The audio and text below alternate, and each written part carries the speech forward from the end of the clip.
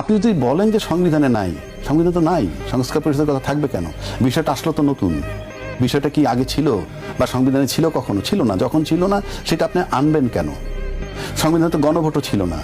সেই গণভোটের কথা তো আপনারাই বলেছেন, আপনারাই উদ্যোক্তা, এবং আপনারা বলছেন গণভোট এবং দুইটা সংসদ নির্বাচন একই দিনে হবে। আপনাদের বক্তব্য সেই মোতাবেক রাষ্ট্র চলেছে।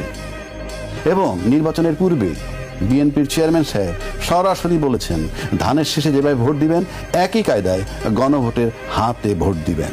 যেটা বলা হচ্ছে যে সংবিধানে নেই। আপনার সংবিধানে, আমি সংবিধানে তো সরকারই নেই। সংবিধানের কথা যদি আনেন তাহলে আপনি এই সংবিধানে কি আছে? সংসদ ভেঙে যাওয়ার পর পরবর্তী 3 মাসের মধ্যে নির্বাচন, নাকি নাই? আমি বানাই বলতেছি 123 অনুচ্ছেদ মোতাবেক, সংবিধানের 123 অনুচ্ছেদ মোতাবেক সংসদ ভেঙে যাওয়ার পর 90 দিনের মধ্যে আপনি নির্বাচন দিবেন। সেই নির্বাচন 90 দিনের মধ্যে হয়েছে? হয় নাই তো। তারপরে যখন নির্বাচন বলা আছে এরপর যখন মন চায় তখন করবেন। এখন পর্যন্ত রাষ্ট্রপতি যখন জাতির উদ্দেশ্যে পার্লামেন্টে ভাষণ দিলেন, উনি কি একবারও ব্যাখ্যা দিয়েছেন দীর্ঘ 17 মাস পরে আমরা নির্বাচন কেন করলাম সংবিধানকে ভায়োলেট করে? এটার রিপ্লাইটা কি দিলেন? কোনো রিপ্লাই তো নাই। নির্বাচন কমিশন যখন তফসিল ঘোষণা করছেন তখন বলছিলেন আমি সংবিধানে এত অনুচ্ছেদ মোতাবেক ঘোষণা করছি, বলেন তো নেই।